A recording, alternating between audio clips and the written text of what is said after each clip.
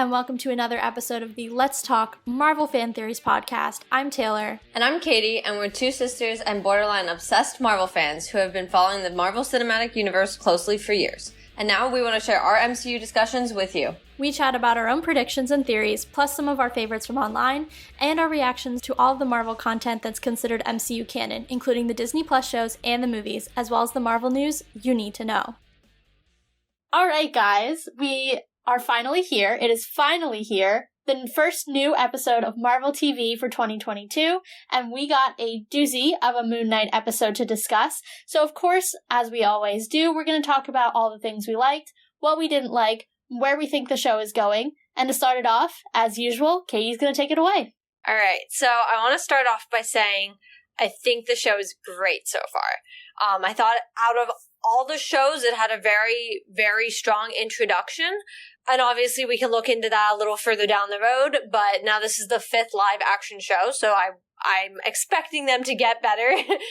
Not that WandaVision didn't have a good one, but, you know, The Falcon and the Winter Soldier, I think people could agree was a little slow at the beginning. I think a lot of us didn't know where Loki was going at the beginning. So I think it had a really strong entrance and honestly got pretty right to the point, so I was excited about that. As there's so much to say, we'll talk about all of the good things, of course. I will air the one bad thing since I'm not sure we need to spend the entire time, well, not that we would, but a lot of time on my one issue. And I was kind of shocked about this, but we were having some CGI issues, and I'm not sure if I was the only one who was feeling this way. Taylor, I don't know if you had thoughts. But it wasn't even like the WandaVision, like Wanda flying away from Westview CGI problems. Like, it's a car chase, and we were having some mega issues with it. Yeah, I wanted to say, because Katie watched it before I did, and I wanted to say that the CGI issues were just because I was looking for them, because she had texted me earlier in the day when she was watching it, and she was like, the CGI, and I was like, no, like, how is that possible, right? But then, so I went into it and I was like, don't look for the CGI. Don't look, because like when someone says something and they point it out for you, that's like all you can see. And I was like, oh, it's not bad. And then we got to the car chase and I was like, oh no. Yeah. And here's the thing. So anybody who's been on Marvel Twitter lately has seen the conversation around Spider-Man No Way Home turn from absolute adoration and it's absolutely perfect to it's too much CGI, and was there any practical effects, and, none of it's real, and blah, blah, blah, blah, blah. So, in light of that conversation, first of all, let me just say this. I still think No Way Home's perfect. But, in light of that conversation, I will say there are some times where Marvel may lean too heavily on CGI versus interfacing more with practical effects, and I think we saw that in the car chase. I think the scene that especially I was like, oh man, and obviously you can't do this as a practical effect, but when those two of the goons were being, like, rolled over by the trees, I was like, that was bad. Well, even the scene where, like, the cupcake falls off the top of the... Yeah. I was like, why does the cupcake look horrendously fake? Like, you can just tell. Yeah, and that's something that could be done with practical effects. And so, I think for Marvel, like, it needs to be a learning, because obviously at the beginning, they were using CGI. We had Loki at the beginning. Like, there was clearly CGI going on. But I think now they've leaned too heavily into the green screens, the blue screens, the whole thing. And I think they need to find like a happy middle between the practical effect and the CGI, because it does in some scenes look incredibly fake. And we've seen them do better. So in that sense, I do wish they would kind of find that balance sooner rather than later. No, I agree. And this might just be one of the last things I have to say about it, but it was a little weird because then obviously by the end of the episode, we see him suit up. We'll talk about that soon, I'm sure. But that looked fine. Yeah. And I even the, like, monster thing, it's supposed to look out there, so that didn't even look weird, and I obviously know that's not a person crawling around in a monster suit and on the ceiling and everything, and we've seen car chases before, so I was just a little confused on why it looked so astoundingly bad. Like, I think we've talked about in a replay episode how I think it was Cat 1 didn't really age well in some of its CGI, but most of it still was okay. I mean, even Avengers was, and it was an alien invasion, and you really, the CGI was not really a problem in it. And it's a 10-year-old movie, so I was really shocked. Yeah. And this is not to say, I'm here to pick apart everything that Marvel comes out with and be like, here's my problems. But I will say that was the only thing bad about this episode was I could not figure out why the CGI just seemed so off. I guess my only thing that I could think of, because I'm immediately when we start talking about car chases, the first movie I think about is Black Widow. Yes. Because they have that epic scene in Brussels, I think it is, where it's in Budapest, obviously. Duh. That's kind of the whole point. But they have that epic scene in Budapest where they're driving around and they're fighting taskmasters in the tank and all of that. And that looks so good. And I think that's because it was actually done on practical effects. We've seen the behind-the-scenes shots of ScarJo and Florence on the motorcycle, and all that. Yeah. I wonder if it's a COVID thing, that they're leaning into the CGI in order to have less people on set. Yes, but I will only counter that with, keep in mind most of the Phase 4 things at this point have either been in the middle of filming when COVID took place, or they were already, COVID had happened. So, it was either they were middle of filming, COVID shut everything down, or they were literally born out of the age of COVID. And so I think you can't necessarily give that as an excuse, especially I think they talk about in the Falcon and the Winter Soldier assembled video of how COVID shut them down. And there were still obvious CGI things needed for that. I mean, Sam doesn't fly, last I checked. So I just think and even then, it wasn't really the kind of scene that I think would have needed a COVID precaution when you really had people in cars and things such as that. So I don't know. It was just a little rough, but like I said, we're not here to pick apart down to the nitty gritty issues. That was just the one thing, literally the one thing that you'll have me complain about from the first episode. Just because I think as Marvel fans, especially after seeing No Way Home, all the Doctor Stranges, all Infinity War and all those where you literally have people flying and shooting magic out of their hands and everything. Yeah, I just think we have a higher standard, and I'm just here to point that out. I'm inclined to agree. That also kind of took me out of it a little bit as well. And which is hard, because that was right when we were getting into it, right? So, obviously, when we first meet, well, I guess he goes by Steven primarily right now. When we first meet Steven, it's kind of weird because obviously we see him tied to his bed, the sand around his bed, and he's a little out there. You can tell he's just a little bit, I don't even know. And I want to get right into this. He's constantly talking to his mom. Who never is actually on the phone. Yeah.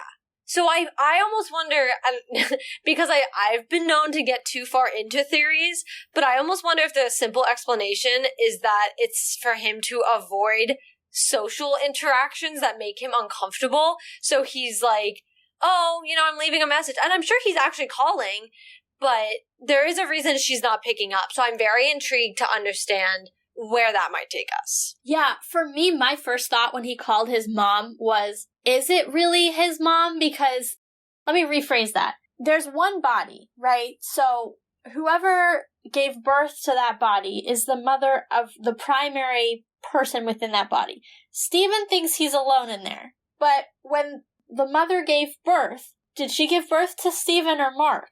That's an interesting question because we don't actually know who the primary does Steven alter think is. raised him? Yeah. That's where I'm I don't understand. And it's not a criticism, I'm just confused. Right. And I'm sure that's something we might get touched on more. I know going off the predictions episode and some thoughts I had basing off of that, because it appears that Mark is the alter right now, I'm saying that Steven likely is the one who's been so unaware this whole time and is likely the person who, or is the main alter of the body, and then Mark is the extension. Can I refute that quickly? Yeah. I actually think the opposite, because Steven doesn't know what's going on, but Mark does. I'm wondering if Mark is the person, what do you call it, the primary alter? I think Mark is the primary alter because he understands he has the disease. Or the disorder. Yes, but my caution to that is he might understand it, but that doesn't mean necessarily anything. because another alter could just as easily know. Like, you might have been told in that alter stage, like, maybe he did go get it checked out and realized things were weird and figured it out. He's also a mercenary, so there's probably a deeper factor into that. But he might know. Like, it's something that's hard with DID is someone who you could be totally conscious in one alter, go shopping, for example, buy all this stuff, come back home, your alters switch because it can happen very quickly, and you're like, where did all this clothing come from? You know, so you can have full, and I think we see this in that episode, or in this episode, where you do see him, things are going on, and he's like, I never did this. Like, even when he went back to the fish shop, he was like, I wasn't here yesterday. What are you talking about? Or when he asked the girl out. Yeah, exactly. So it's hard to figure out the primary. The only reason I am leaning towards Steven is because he's so grossly unaware of, like, not even just the other alters, but of everything, like, deeply going on.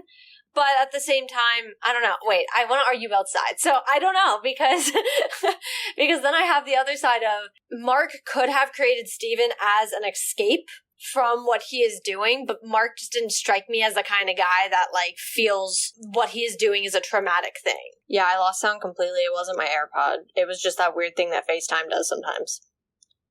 Do you have one in? Yeah. Okay. I just couldn't see because of your hair. What was I saying? I had just said about Mark doesn't really strike me as the kind of guy who thinks what he's doing is traumatic. No, I agree. And I think, too, you see Mark asking for control.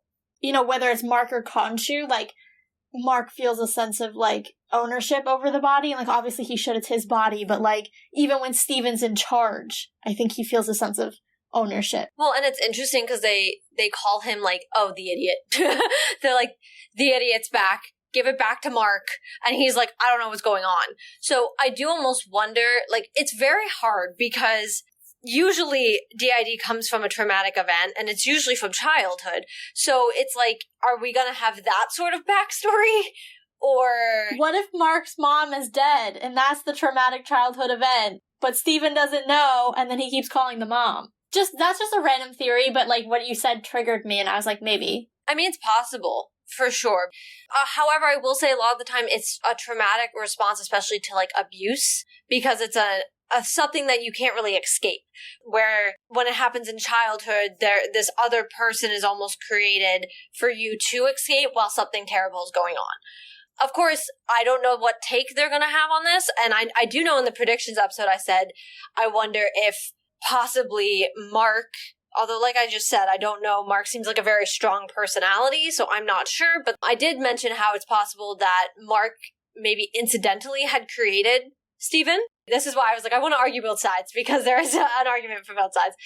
Trying to almost escape what he is doing as a mercenary. I feel like, and I could be totally wrong, but I feel like in the comics, the DID, I don't know if revealed itself is the right word, but the DID kind of took hold after Mark accepted the powers from Khonshu. Like, I feel like that was the catalyst, which seems traumatic enough having a god inside your head. Like, yeah. Eric Selvig kind of went into an institution after he had Loki in his head. Yeah, exactly. So, you know, I think that might be it. We're definitely going to follow up on the blog to confirm or deny what I just said for you guys, but I think that might be it. Yeah, and you know, what I will say, what's interesting is Steven is definitely the one living the most as the one in control, because he's holding a job down. You know, he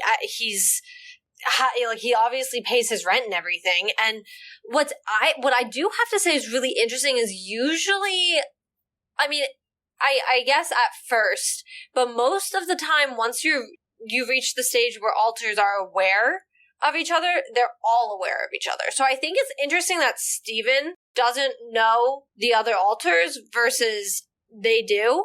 But I also have to point out, this is not going to be a completely accurate representation, considering he's talking to Mark in the mirror. So yeah, so if that were to be actually happening, it would have to be a switch so fast that, like, Steven Mark, in the same way that you and I are having a conversation, like, yeah, in the time it takes for you to react to my comment, it would have to switch alters and then back as I react. Like, which isn't impossible, and it could be that they're using the mirror in that way to represent that. I also want to bring up the whole mirror motif, because the fact that they do reflections of everything, they always find Oscar a place where he's reflected, and I just think that's so cool, and I love that I hope that motif keeps going on, because it's such a good, like, physical metaphor about what's happening in his head, like, the two sides of, like, his personality, are reflections of one another. Right. So I thought that was really interesting, just from, like, a kind of literary visual element. Yeah. And I have to say, like, as I was just kind of saying, I think to a degree we can take his medical or his mental health disorder slightly at a grain of salt right now, just because, to be fair, too, I think we all laughed at this scene, because at least I did, and I'm just saying all because I assume. But the scene where, and I don't remember the guy's name, but the cult leader is, there, and he's like, give me the thing. And Stephen very much is trying to hand it over to him, but it's like his own body is fighting him, is not typically how that would work. So, like I said, there is going to be a grain of salt with this, especially too because we have a mystical aspect. So it's almost hard to be like, how did the trauma come about? How did this develop? How did this, because it's like, well, I'm not entirely sure because they're so aware and unaware of each other. It's very strange. Well, that, and we don't necessarily know, like, how you were saying, DID is traditionally born out of trauma. Yes, in a clinical sense, it is. Yeah. Does that mean that Marvel's going to take the clinical reasoning for this disorder, and make that the reason the character has it? TBD, we don't know. So that even, as you were saying, like, trying to then go back and identify what his potential trauma might be, is difficult because you don't even know that was the trigger. Yeah. I mean, I definitely think they might go with something similar enough to that because, and this is just obviously from one episode, but it's very unlikely that he always had different alters inside of him. And especially to my point of, Stephen clearly is the one who is in the front the most because, or if I take from Split, which is a terrible example, but like how they always call it the one that's in the light, and they say they're taking the light from a different altar. So he seems to be the one that's in the light the most, holding down this very steady job enough that people like interact with him. His boss clearly knows him. So I don't know. It's a very interesting thing, and I'm interested to see how they continue this storyline, that aspect of it. Now that obviously we see that Stephen's aware and he's getting pulled. Now Stephen, the last altar, is getting pulled into this chaos, which I think we should get into chaos while we're here. Yeah. So let's talk about the mystical and God elements of the show. So the guy who we like to call the cult leader, Ethan Hawke, for those of you who know your actors, he seems to be the embodiment or have been given some sort of power by the god Arit or Amit? I don't know. I wasn't going to correct on that. I was going to just say, for conceptual purposes, if y'all read Percy Jackson just like growing up, it's giving very much Luke and Kronos vibes. Is kind of how I went about it to make my brain understand. But anyway, continue. And I, unfortunately, even though I literally just finished watching the episode, know that I probably got her name wrong. But there's a goddess, and she is the god. I don't want to say she's the goddess of judgment because I don't know that, but part of what she does is judge your life. But what's interesting is it's not just the life you've led, but the life you will lead. And so what I got from it, and correct me if you got something different, Katie, is that she was kind of trapped because she was punishing people for things that they had not yet done. Right. And so she's kind of the judger of souls, if you will. And this Ethan Hawke character is a follower of hers, and he judges people, again, not based on just what they've done or how they're living now, but also what they will do in the future, and actually kills them if he deems them unworthy. Right. Which is very interesting, and an interesting concept for a main antagonist of a show. I thought it was very fascinating. He definitely is already, from at least this episode, very similar to Carly from The Falcon and the Winter Soldier, where you can already kind of see where they almost, I don't want to say are sympathetic, but like are at the same time, because he's essentially sitting there saying, are you going to be worth your life? Like, are you genuinely, because like think about this, I'm sure the judgment goes into play and they're like, okay, well, the scales are doing weird things on his skin, and then it makes bad decisions, right? And say the person's been great, like that older woman was. Well, maybe she murders someone in the next day. Well, by killing her, that didn't happen. So, like, in a mystical aspect, since I know Carly's was a lot different than that, but in a mystical aspect, you're kind of like, can you almost avoid any bad person doing any bad thing they're possibly going to do by judging them, giving them judgment on their life, whether it's been fully lived or not? So it's almost sympathetic in the case of, like, can you stop a murderer? Yeah. Can you stop? I mean, if he did it to Thanos would have been dead. So, it is definitely kind of one of those questions where you're like, I could understand his thought process. I could understand why people follow him, why they want to be judged. Because you go up to him and he tells you you're good. Well, then you can live easy knowing you're not going to do a terrible thing in your life.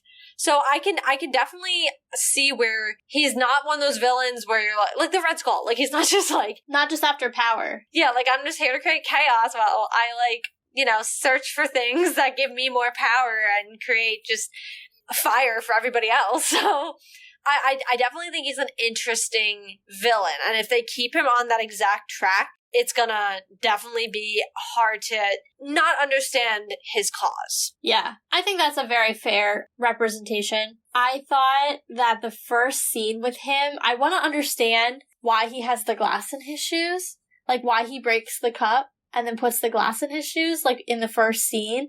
I just want to understand that. Like, I was like so intrigued. Like, it's clearly important. It's the first scene of the show. It's the opening scene. I guess that also kind of took me for a ride. The idea that, like, the opening scene of the show wasn't Oscar Isaac. It was actually the bad guy. And he wasn't doing anything inherently evil. We weren't seeing behind his master plan.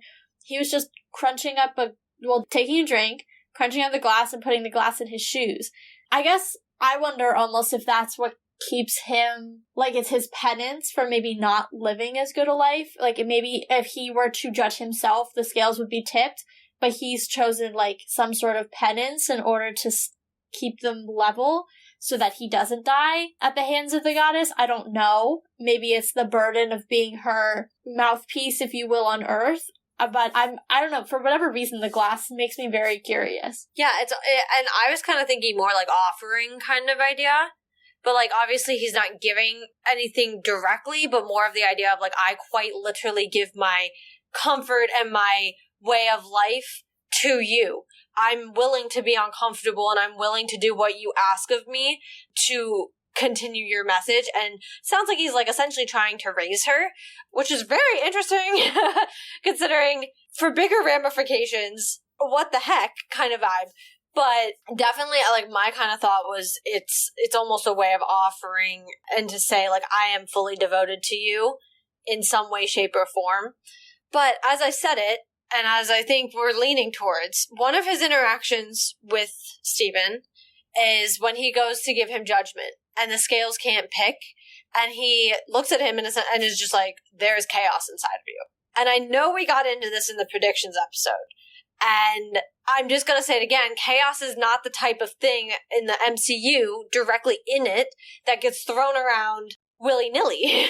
And with the mystical aspect of this show, I think we can't overlook the possible connection it could have to some others that are in the MCU. Well, now that we know what his power is, or what power he's been given by the goddess is of judgment, it makes me think of the line in the MOM trailer where Wanda says, you do something bad and you become a hero. I do something bad and I become the bad guy, because the scales are tipped so heavily in Strange's favor and so out of whack for her. It just makes me think about the whole idea of, in the mystical realm, the judgment of right and wrong. Well, I actually really like that you brought that up, because in my research prior to watching the show, so I know we had this deep dive in our predictions episode, and it got me genuinely curious to see, and I like being right, but sometimes we get into, like, a weird off tangent, and it never might, like, it's just like, how did we end up here kind of vibe. Mephisto? Yeah, I do. Every once in a while. And So I was like, I kind of just need to know if we're the only ones thinking this, or if this has become something maybe other people have thought of. So initially my hope went very high because when I was typing it in the search bar, it completed itself. And so it's always good when it completes itself. And so of course I searched it and I looked and I was reading an article and it was talking about how it's possible that Moon Knight is tied to chaos magic, and two of the other individuals that we know of in the MCU that also are tied to chaos magic are the Scarlet Witch and Doctor Strange. So I don't see that as a coincidence at all, in my opinion, because there really simply aren't coincidences in Marvel, especially the MCU, since in the comics pretty much anything can happen because it has.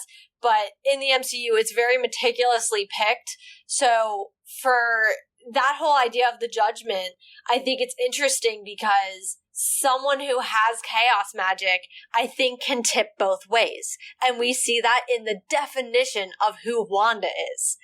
So I think that's why he can't be judged, why Moon Knight can't be judged. Because at the end of the day, yes, he's a mercenary. However, he's killing bad guys. See, I took it the other way.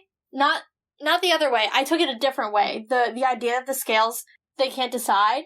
Because to me, in my interpretation, the scales are looking at the body, right? Like, the soul within the body. But technically, there are two souls. So Steven has probably never even heard of fly. Like, he loved his one-finned fish, right? Like, that's the type of person Steven is. It has two now. It's not the same fish. Because Mark went and got new fish. Yeah. But, he is a good guy. He can't even yell at someone, like, unless he's under massive duress. You have Steven the Innocent, essentially, and then you have Mark the Mercenary. So the scales are like one body, but he kills people in one personality, and he can't hurt a fly in the other. Obviously, it's not going to be able to make a judgment, because how do you kill a body when it's when it lives on both sides of the line of good and evil? So you took it the logical way, and I took it the, magic. I mean, it's Marvel, so it could go either way. Yeah. No, it could be both at the exact same time. Because I think that's actually a really good point that I think probably graced my brain, but didn't really, I was like, nah, I like my other one better.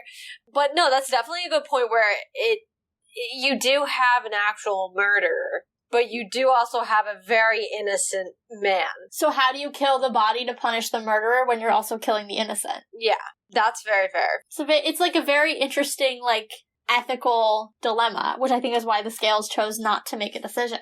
And you know what? I think it is in a trailer. Well, it has to be. We only saw one episode. It's in a trailer.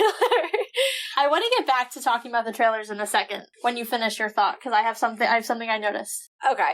Yeah, I have a feeling I know what you're going to say, because I also picked up on it, but we'll get there in a second. Yeah.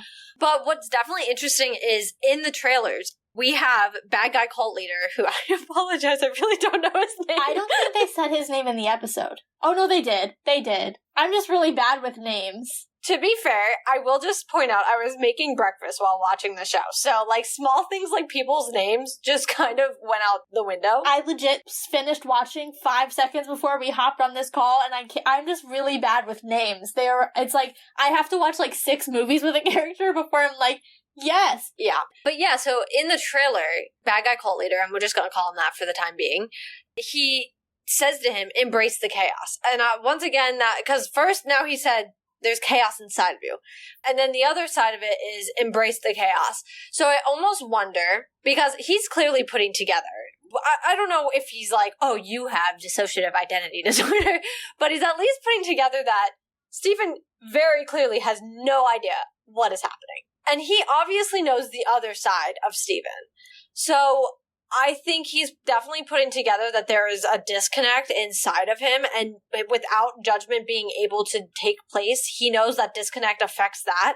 And I think because obviously Mark and Moon Knight are a threat to him, he wants Steven to fully embrace that side of him, because it means he can judge him and he can kill him. So essentially, Steven has to die twice. Steven has to, lose the conscious soul that takes over control of the body, and then he wants to kill he being evil cult leader, whose name escapes us, wants to kill the actual physical body. That Mark is then in control of, because without Steven, he can be judged. I like that. Yeah, and I mean, even in this episode, I don't know if it's Moon Knight or if it's Mark necessarily who said it, but they were like, I think it was Mark when in the bathroom scene. He's like, you can't fight me like you did the other day. I can get us out of this, but you can't fight me.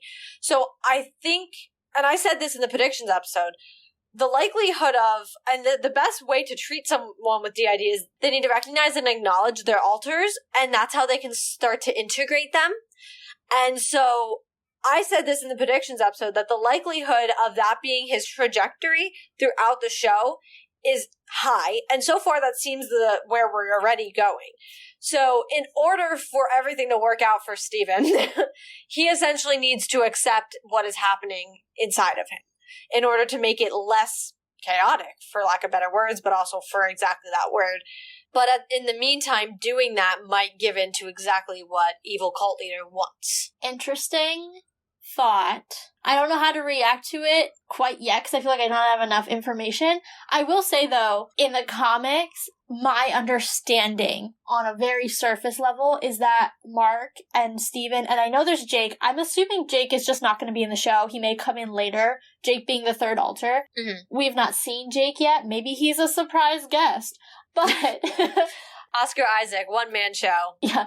I wonder if he's like the middleman between like Steven and Mark. Like, you have Steven the innocent, Mark the murderer, and then there's just Jake, your average Joe. Yeah. But in the comics, my understanding is that he does kind of keep the DID. There's this one panel I'm thinking of specifically where he's talking to Spider-Man, and Spider-Man's like, Mark, and then he's like, no, you've got Steven, and then he's like, okay, Steven, and he's like, oh, back to Mark, and he just kind of goes back and forth and is kind of messing with him as he's, like, changing alters. So I think that's kind of a central tenet of the character, so I don't know that, you know, maybe it's more acceptance in the sense that they're willing to work together, not that they're kind of converging the alters, but more that there's a sense of control between them, like a willingness for Steven to step back when he knows that, like, Mark needs to be in control in this situation, and then Mark's ability to step back and kind of let Steven live his life when they're not, you know, in mortal danger. Oh, yeah. I mean, if I was, I hope I wasn't too unclear, especially for listeners. The likelihood of converging them and accepting them all together to become one person, I don't like using it that way, but I don't know, because it's not, you really aren't one alter anymore, because there aren't others. So, but is very difficult and is not a very easy thing to do. So there's definitely, I think he's on the trajectory of the acceptance of, kind of like what you're saying, the acceptance of them working as one pair, understanding that they're there and that they need each other in different ways, but not fighting it. And I think that's going to be the main idea around this. But like I said, I truly think that aspect is going to be exactly what Evil Cult Leader wants. And it would be a very fitting thing for Marvel to be like, oh, the one thing that you need to do is exactly playing into the hands of the person who needs you to do it. Yeah, that's fair. I think it's time to take it back to the conversation that we kind of hinted at earlier. What I wanted to say, and I think you're probably tracking with me, is I would say 95% of the scenes in the trailer were in the first episode, yep. Which means we have absolutely no idea what is happening in the rest of this show. They pulled a Shang-Chi. Yeah, really. I mean, literally, I can think of 3 scenes in the trailers that were not in this episode. 3. Yeah. I can pretty much agree. I mean, taking out the featured clips, because I think we got 2 or 3 of them, taking those out and genuinely only looking at the trailer, I think the main scenes are Moon Knight scenes, when he is suited up, are the ones that really weren't in this episode. Obviously, we only see him suit up at the end. But there's no context to any of those. He's just fighting. No. So, like, clue-wise, we have nothing to go on for the next 5 episodes. Yeah. I'm not upset about it. I'm just pointing it out. No, yeah, and that's fair. And I think that's so perfect, because this episode also easily set up what we were getting into. We know our villain. That's not a question. And I think that's been an issue in some of the other shows as well, is you're like, you get to the first episode and you're kind of like, oh, like, okay, taking out WandaVision, because I think that was like a different idea behind that show, so I don't think that can run the same way. But you look at Hawkeye, you look at Loki, you look at even the Falcon and the Winter Soldier, and from the get-go, you're kind of like, okay, what are we doing? Like, you're kind of just vibing with the first episode because you don't know what's going on. Yeah. No one has any idea. We have our villain already. We have the premise, we have our hero, and what one of his main struggles throughout the show is already going to be. We are already set up perfectly to be like, okay, we don't need anything else right now because this show is going to give it to us. We don't need the trailer to be like, oh, I think this is going to happen. I think this is going to happen, because we were given everything we needed from the get-go, which I love. I think it was done perfectly. Yeah, I think foundationally, like you said, we have it. So that to me says, all right, you've got the foundation. We're not going to, bring you slowly along like some of the other shows did. They kind of dragged it out. Not to say we didn't love them. You all know how we felt about them. But they were a little on the slow side. The good thing with this is I actually thought the episode was a little bit slow, but I kind of expect that now from the first episode. I think, though, what it did, to your point, is it got it all done, whereas, like, something like a Loki was still doing exposition dumps in, like, episode 2, episode 3. Even Falcon and the Winter Soldier sometimes was kind of like that. I mean, forget the whole Zemo, like, subplot, which, by the way, was amazing. But, like, other than that, I think there was still so much foundational work being done in later episodes. And to your point, I think this really got most of it out of the way so that now we can go ahead and fully really jump into, like, the action and the story and the climax. Which I think all of that is almost ironic, considering all of the first 4 shows were about characters we already knew, versus this show is about a brand new character. And I think the only slow part for me was the very beginning, where, you're seeing him at the museum and you're seeing all this and you're like, okay. Yeah. But you're establishing his life. You're establishing that Steven has a semi-normal life. And I have to say, probably a third way of the way into the show, you're already like, oh, we're figuring out who the villain is. Oh, we're seeing him already switch alters. Like, it happened quick. I think the first time that Steven wakes up, poor guy, when he's on the ground and his jaw's dislocated. Oh, yeah. He's like, what is happening? That was gross. Yeah, that but was. I was like, oh, poor Steven. I think that's the scene where it started to pick up for me, because then you have the chase in the city. Then he's talking to the villain for the first time.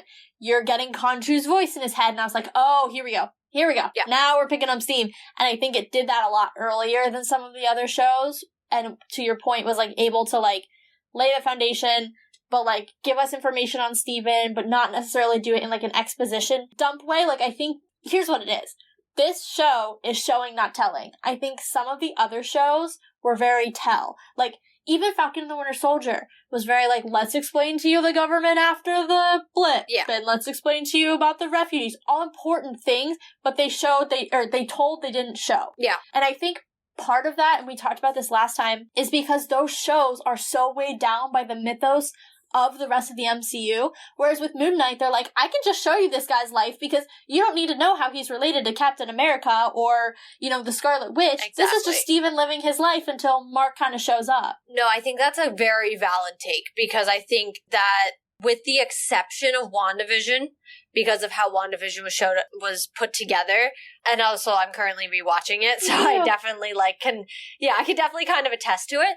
With the exception of that one, I think the other 3 are very bogged down. I mean, we have, to your point, what happened with the Falcon and the Winter Soldier. Loki is just trying to explain time to us for 6 episodes, and that's just, in general, still don't get it. Like, I don't either. And then Hawkeye, a lot of that was dealing with the Ronin issues and the Black Widow's death. I was going to say the effect of Black Widow and all that, but yes, too. Both of those. To her death and the effect of her. And the movie. All of it. Yeah, exactly. Well, that's my point. Exactly. So I think this one's great because, to your point, we don't have any of that. We don't need to be explained any of it. He's just living his good old life. It makes me almost want, this is going to be a dumb question, and I'm just going to voice it, and then everyone can tell me it's stupid. But, like, the alters are inside of him. And obviously I know people were, like, snapped at random, but do you think that the alters had an effect on how he was snapped? Or not snapped? If it's a 50-50 shot, what do you do when there's 2 of you? Like, I guess I'm asking, what are the odds, right? Because you have a 50% chance of being snapped. Half the universe, indiscriminate, 50%. Yeah. What do you do if there's 2 of you? Does that mean you're twice as likely? Because I was like, it's not physically possible that he, like, could be snapped half of his, like, one of his alters away. It's, like, not physically possible. Yeah, because they're not in control of the body. Because the body is what physically snaps. Yeah, but I'm also trying to figure out, he has the blessing and is Moon Knight, so, like, how does... I don't know, it was like a dumb question that came to my mind that I was like, I feel like I just need to bring this up, because if we're talking about Endgame, I just needed to connect a dot somewhere in there. It's just a question I don't want to talk about. Like, it's a good question. Like, also, if he wasn't snapped, what was Moon Knight doing for 5 years? Like, now I feel like with every character that's been introduced, now you want to know. Yeah. Were you snapped? What were you doing? How is it different from the pre-snap life that you led? Like, so many questions, because the universe was split in half. Yeah. Well, since we're talking about relating it to some other things, you're going to tell me I'm wrong. And that's okay, but I'm just going to voice this.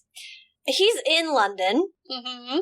So were the Eternals at the beginning, or some of them. Correct. I will just point out, I know it had to do with the magic, at least I assume, but also the little earthquake thing, was that in the relation to Mr. Big Thing that's coming out of the earth? That's the name is escaping me. Listeners, I just have to give you a picture here. She's like pumping her fist like 80s dance style, and she's trying to come up with this word, and I'm just really struggling to keep it together at the current I'm sorry, moment. I for the life of me can't think of their name. A celestial? Yes, thank you. Was that in relation to that? Because that would be really cool if it was, to finally be like, oh yeah, because remember I brought that up during the Eternals and I was like, did no one else feel the earth shake? Like, they said the worldwide earthquakes. Correct. But also, I'm gonna take that as a no, because I'm pretty sure it was Khonshu, 1. 2, this franchise so far, and from what we've heard from what the journalists who have seen the first 4 episodes have said, there are no references to the MCU. I highly doubt that if there's going to be any reference to anything MCU related in this show, that they're going to go as deep cut as the Eternals essentially are a deep cut now, because they're so far away from everything that's happening kind of the main MCU. Like, they're not going to choose a deep cut over somebody more mainstream. Well, I logically knew it wasn't that, but I also was like, it'd be interesting because it's not really like Captain America, this happened. Like, there wasn't a reference, like, it wasn't like a throwaway line or something of that nature. And like I said, when I first watched it, I totally was like, oh, okay, like, it's the mystical, like, all that. But I just was like thinking about it, and it would have made semi-sense. It's not really a call to a different work. It's just like one of those things where you're like, if the entire earth was shaking, how come we've seen nothing else relating to the fact the entire earth was shaking? And he's in London. So it's very fitting for it to have been, okay, so he happened to be in London. Well, I shouldn't say happened to be, but he is located in London, where we had seen Cersei and Sprite and when they first felt that earthquake. So that was the only little thing for me that I was like, maybe just like a little throwaway theory that we can throw out there that might be completely inaccurate. It possibly is, but I like to at least be like, oh, maybe, like, something that if you weren't really thinking about it, you weren't putting it together. Yeah, I mean, I truly was not thinking about it, because I immediately just was like, Khonshu's messing with him, and he really wants Mark to come out. Like, yeah, that was kind of my thought process. But speaking of Khonshu, I had a very interesting interaction on Twitter this week with Maximilian Marvel. You guys should check them out on Twitter, where I was talking about, I think, something related to Thor and the trailer, maybe. I don't remember how the conversation got started, but they were telling me about Moon Knight's relationship with the Egyptian gods and how that actually has precedence in the comics, and they're actually kind of not related to, but they have, it sounds like, interactions with, like, Thor and, like, some of the gods of Olympus and all of those guys. Didn't I say stuff like this last week? Yes. And so I thought that was interesting, because there is a whole portion of the episode this week where they talk about, he's talking about is it the Aeneid? I'm probably butchering that as well, where he's talking about, oh, there should be 9 gods, but there's 7, and he's, like, talking about these Egyptian gods. And what I really thought was interesting was in the course of this conversation that I had on Twitter, they were saying that one of the theories that I hadn't even thought of, because I haven't even started thinking about Thor yet, because I'm still in MOM and Moon Knight mode, is that this is how Gore the God Butcher gets involved, because he does not like gods. I don't know much about Gore the God Butcher, not there in my research yet, but that's kind of how, his whole thing gets started, and now you're bringing in more gods beyond Thor and Loki. Rest in peace, original timeline Loki. But, now that they're kind of not the only gods in town, if you will, that's kind of, signaling more towards Gorr the God Butcher. So I thought, and I'm probably butchering that theory, but that was kind of the gist that I got of it, so I thought I'd share that with you guys, because I really enjoyed that. So definitely wanted to shout them out on Twitter, because I was really intrigued by the information that they gave me, and that's why we love interacting with you guys, because sometimes you know things that we don't. So thank you for that one. Yeah. I mean, I definitely not thinking anything, but I did say that in the predictions episode where I did not bring it to that depth, but I did bring up the whole, we've seen Norse gods quite literally brought into our world. I know that Zeus exists. He is considered a superhero in Marvel Comics. Which is bizarre, but hilarious. I know, especially growing up as a Percy Jackson person. Does this mean Percy Jackson is canon? Real questions. It could. I mean, all I'm saying is there's a live-action show coming out in the next few years. Yeah. Maybe we tie that into Marvel. They're all owned by Disney. Just throwing some thoughts out there. I mean, I would just say, if it's canon, where were, all the other superheroes in New York when Kronos was attacking New York? Is all I'm gonna say. These are real questions. Yeah, exactly. But as we are reaching the end of this episode, let's look at where we think the next episode is going to go. Well, okay. This is tough because we've seen Moon Knight for a whole 15 seconds on screen. I think... Oh, I have a prediction for it. Are we just doing episode 2 or full arc of the show? Let's try to aim it towards episode 2, but if you have something that's worth the arc, say the arc. I don't. I just wanted to make sure I wasn't going small-minded by sticking to episode 2. Okay. So here's what I'm thinking. Episode 1 was very focused on Steven and was clearly told from Steven's perspective. Yeah. Give me the other side of the coin in episode 2. I want to see it from Mark's perspective. Okay, yeah. Not necessarily, obviously, the same scenes, because that's a waste of an episode, but I want to see more action. Oh, well, that's true. Yeah. So for clarification, as soon as she said that, I stuck my finger up and my mouth and went wide open, and I kind of gave it but look, But what Katie said silently to me that I interpreted was, we don't actually see what happens when Steven, so we see him wake up, but we don't see what happens between when he loses control of the body. I feel bad for saying it that way, but when he loses control. I mean, I would just use what they use. That's what I was kind of saying with they use the terminology in Split, that a different alter it comes into the light. I would just maybe say that when Mark comes into the light versus Steven, just for now. Okay, so for clarification purposes, when Mark is in the light, we don't see any of that in this episode. So theoretically, they could just redo episode 1, but from Mark's perspective. I don't think they're going to do that. It's a 6-episode mini-series, so they might do some where they fill in the blanks a little bit. Yeah. Because we clearly met the villain as Mark the first time, so I think, there's some things that we're going to get there. I don't think we're going to get any of the backstory yet about Khonshu. I think that's going to wait till episode 3. I think we're going to continue in the present day as Mark, maybe seeing a few of the scenes that we saw in episode 1 from Mark's perspective, but a few other scenes as well. And then I think in episode 3, then we're going to learn about how he got in contact with Khonshu, how he became Moon Knight, right, and kind of all of those things as they start to kind of come together. And it's almost like he's explaining it to Steven as they're kind of sharing. This is kind of a bad way to say it. Not bad way to say it, but not proper. But as they're kind of sharing screen time, it's a little split more evenly between Mark and Steven in episode 3. That's kind of my prediction, I guess. Yeah, I mean, I kind of was in that realm myself where I thought it would be very interesting to see the parts that we didn't get to see. I mean, he literally goes missing for 3 days, so there's 3 days where Mark is very active, and I would like to see more of Mark, because Mark does know what's going on. And so while, yes, we've been introduced to the villain and we kind of have an idea to them, Mark has an even bigger idea to what is going on.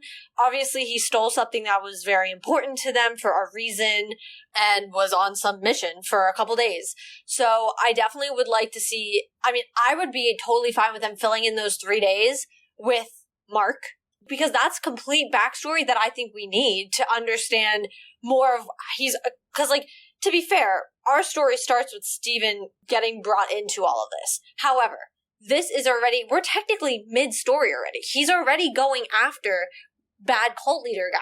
So at the end of the day, we've technically been thrown in probably around an episode 3. We just are like one of the alters who we see right now as a main character who is like, haha, what? But technically, all of this has already been going on. He's clearly already trying to stop bad cult leader. So I would love to get the context of what Mark knows in relation to that.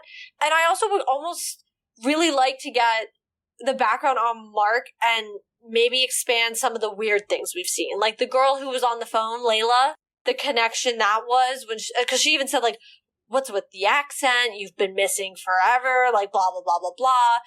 So I'd be intrigued to fill in some of these holes we saw as Steven, same as we are sitting there and, you know, we're like, okay, this is confusing just because of how the show is, and that's fine. They've made it this way. We need to see it this way. But it could be very interesting because Mark is so much more aware. So he knows what's going on with Steven, or he knows Steven exists more than anything. So I would really be intrigued to get more of that backstory of Mark, because whether or not he's the main alter or not, he clearly is more in the know than Steven is. So to introduce us, Steven was perfect. But now I need that other half. I need to see what we're up against, essentially, what he knows, and where Moon Knight and the blessing of Moon Knight itself falls into all of this on top of that. Well, I think it's interesting, and this is probably my last point that I want to make in this episode, is what's cool about opening the show with Steven, who is so clueless, is that he's really a proxy for the audience. Yeah. He's us. Yeah. We are just as clueless as he is, because he had no idea that he was doing any of this in his sleep, the same way that we never met Steven or Mark until today. So I thought that was like a really interesting idea of like making one of the alters essentially a proxy so that we're learning along with him. And you know what? It's an origin story at the end of the day. And at the end of the day, origin stories, for an unfortunate but can be fortunate way, fall into a very particular pattern. And this shook it up. I think the character, obviously, is more interesting than some of the ones that we've gotten as origin stories, just because less people are aware of the character, so it's just more interesting to learn more about them. I mean, personally, I almost said I love Iron Man, but I like Iron Man. We don't say those words in this house. But I know. I just meant more of the, you know, I like the character a lot, but I knew of them. And so the origin story was like, okay, I know what's kind of happening here. So Moon Knight, I already am going into this having no clue, essentially. And then on top of that, we're essentially thrown, like I said, into the middle of a story. Yeah. And we're just as confused as Steven is. Exactly. Well, I am fresh out for episode 1. That is all of the things that I kind of clocked while watching. How about you, Kate? Any last questions, comments, or concerns? I guess one more. And it is the premise of the weird, like, skull thing. What was that? The thing with the staff? Yeah, with the, like, beaky thing. I think that's Khonshu. Okay. I was just a little confused, because then we saw the weird monster thing later on as well. So I kind of was like, where are we going? Like, I was just a little lost. Yeah, I think the beak thing with the staff is Khonshu. Gotcha. Okay. That's all I needed to say and ask. Just for anyone else who might have needed clarification. Awesome. Well, that is a wrap on episode 1 of Moon Knight. It has been a fun ride so far, and I know we're both looking forward to next week and the rest of the series. As always, if you would like to keep up with us as we keep up with Moon Knight or whatever show or movie is coming out, like Morbius this weekend, which everybody should go check out, you should subscribe on your podcast platform of choice. You can also check out our blog, which has supplemental content, things that we forgot, and clarifications to things that we said on the podcast that maybe weren't totally correct. Or essentially made no sense. Also that. So go there for a little bit more thought-out content. Not that this isn't, but you guys know what we mean. A little less off the cuff. So you can check out the blog there, which is linked in the show notes for easy convenience. You can also check us out on Spotify. The link is also in the show notes. We have playlists there for each of the shows, so if you're binging a specific show and would like to find the corresponding episodes of our show to go with it, you can find playlists for those, as well as a specific playlist for any episodes of ours relating to movies. And one specific playlist for all of the songs in the MCU shows and movies. So if you're in an MCU mood but you don't want to listen to us, you can put that on for a little bit of MCU vibes and check it out there. Yeah, and last but not least, and as Taylor's story goes to show, definitely follow us on Twitter. Our official podcast Twitter is Let's Talk MFT, but we also have our personal Twitters, which I will make sure are in this week's blog, just in case you guys want to check those out as well. I know we still talk Marvel on there, but remember, those are our personal Twitters, so to be fair, there's some other things too. But we love interacting with you guys, so make sure you follow the main one along with both of our personal ones, because we will be posting our theories, retweeting, liking, all sorts of stuff. And to Taylor's point about her story, we interact with you guys, whether you want to interact on our main one or with us personally. DMs are open, and we love to hear your thoughts, your theories, everything. So definitely go make sure you guys are following those.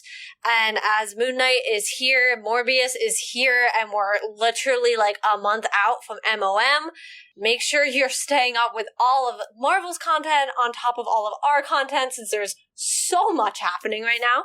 But Marvel just blew your mind, so let's talk about it.